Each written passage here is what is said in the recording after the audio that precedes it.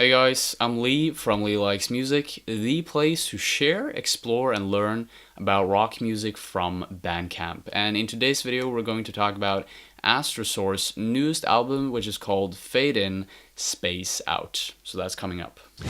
So Astrosaur is a Norwegian prog rock band that features Eirik Kråtenes on guitar, Steinar Glas on bass, and Jonatan Eikum on drums. Wow, I actually managed to say that line perfectly. I'm blending Norwegian and English here. It's kind of weird because I'm a Norwegian too, but anyways. These guys released their first single, which is called Yogan, on the 24th of March, and they also released their full album, Fade In, Space Out, on the 28th of April. Now, there really isn't that much more to say about the band. They all studied at the Conservatory of Music in Kristiansand, I believe.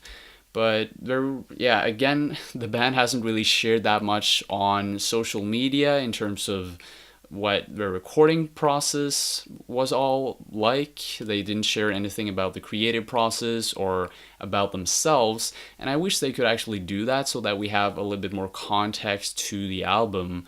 But yeah, anyways, let's just jump right into the album. So the big picture that I got from listening to this album quite a few times is that it is quite a versatile, eclectic, and epic record. It's a creative and lofty musical experience from start to finish.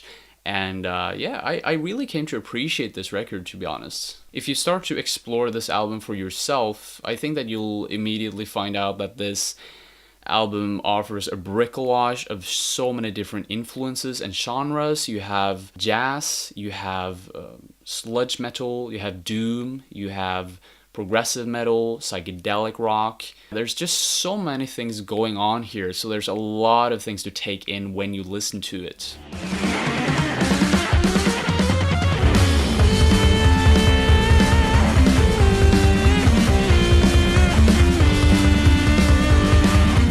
Although it's so versatile, it is possible to actually take it in by actually listening to it quite a few times. So it is cohesive in a certain way, and that is what makes this album great at the end of the day. I think that a lot of avid music listeners will immediately see the creative effort and quality that is put into this record.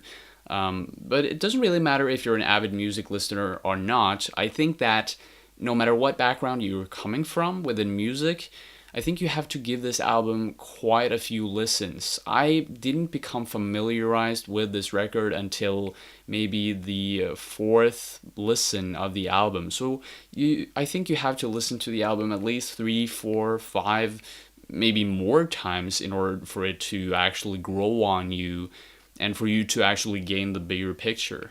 The first opening track is a great example of the fact that you actually need to spend some time listening to this album because it's so intricate, it's so versatile, and it gives you quite a nice introduction to what there is to expect from the rest of the album as well. So Necronus, it starts out with this very doomy, sludgy guitar riff that almost reminds me of some of Mastodon's earlier work.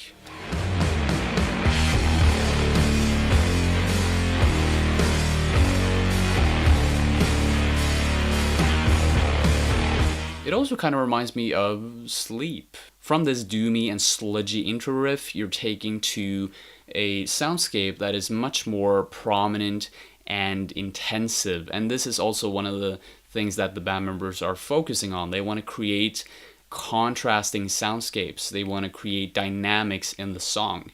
At one point, you can hear this fast strumming, haunting, and reverbing guitar. It almost sounds like it ghosts. It's kind of ghosting on top of the mix because it's reverbing and it's being put slowly but surely in the background and deeply into the mix, but it's still lingering there. And it's very calm. It creates this calm and soothing passage, but at the same time it's unsettling.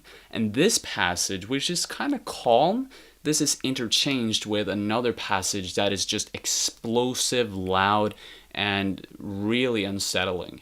It's characterized by this ominous and repetitive guitar riff with drums that are also like super intensive. I think this is one of the more intensive drum patterns that you will be introduced to throughout the whole record. It almost is at the borderline of being black metal inspired, I would say. So as you can hear, or as you hopefully will hear from the way that I'm explaining this first track, Necronus, this is a very progressive type of music. The band is promoting and creating and crafting this very novel soundscape. They're bombarding you with novelty for every single song and for every single passage in a song, so there's always something new to discover.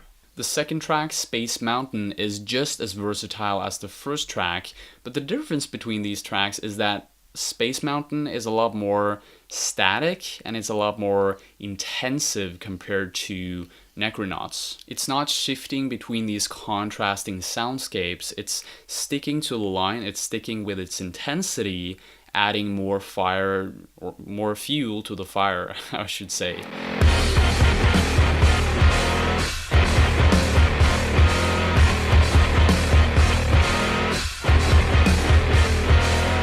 Another thing that I also noticed about the song is that it's very nimble. It shifts very fast from passage to passage, but the passages are not contrasting. There's not any stark difference between any of the passages. It is staying on the line, as I told you. Moving on to the third track, we have Yugen, the single off of the album, and I'm not sure if I'm pronouncing the word right, Yugen.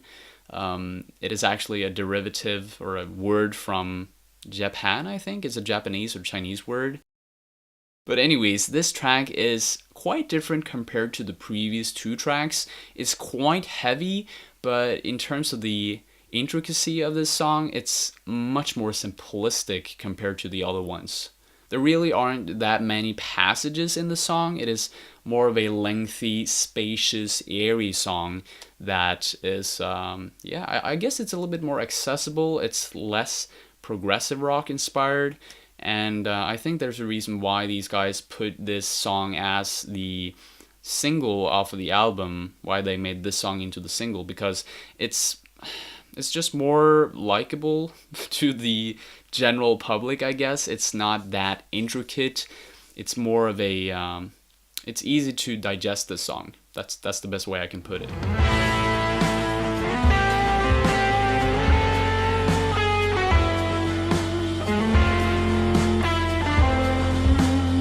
The fourth track is called Fishing for Kraken, and it's a monstrous leviathan of a song.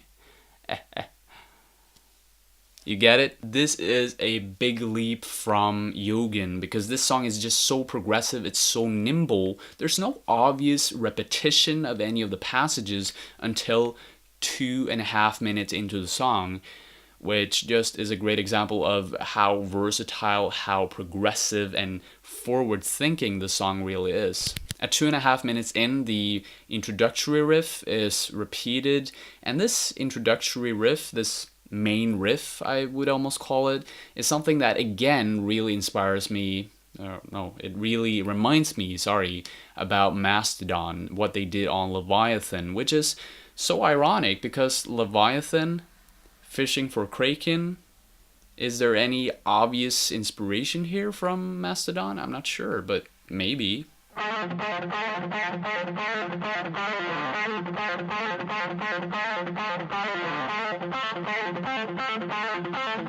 Much like Necronauts, the song is using spaces and silence in order to create contrast to the more dense and intricate sections of the song, which again paints a very, very nice balancing, meandering soundscape. I would also like to point out that Necronauts, the opening track, has 3 different sections. The first one is quite intense, then there's a calm passage, and then there's a more intense passage again, while here on this song, Fishing for Kraken, there are only 2 very prominent, evident passages. There's this one very intense passage, and then there's this slow and calm space, and that is basically the duality of the song. It's very, how can I put it?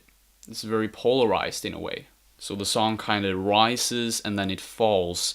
And it does this in a very beautifully crafted way. Fade In, Space Out is the last track of the whole record, and I feel like this is actually a very, very good ending to the whole album, because it starts out with it's actually transcending from fishing for Kraken. It transcends in a very beautifully and very well-fitting way, because it starts in a very soft and calm way, in just the same way as Fishing for Kraken ended. So there's a similar transition, very nice blend there.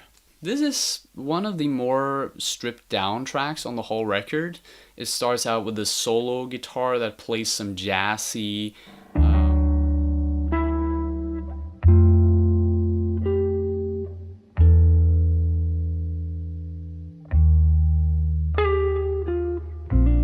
At 4 minutes and 24 seconds into the song, Eirik starts to play this really nice guitar melody. It's positive, it's lofty, but it's also subtle at the same time. The song actually reaches some really outstanding heights during the end of the album. It is so epic, it's so out there. The drums and the bass and the guitars, everything together is so infectious, and it just ends the whole album on this very high note. I would love to tell you more about the recording process, the creative process, the people who are behind this record, what actually inspired this band to create music in the first place, the story of the band. I would love to tell more about that, but there really isn't that much information out there about Astrosaur. I think that this is a band that is still in the startup process of becoming a band. I know that they're touring. They're on this mini tour during May this month, and I'm actually going to see them during the 26th of May in Oslo. So that is going to be great. Maybe I can hook up with the band and actually maybe create an interview that will be a follow-up video to this video right here. In that case, if that is possible, that would be amazing. So if you are interested in that, make sure to stay tuned for it. Stay tuned.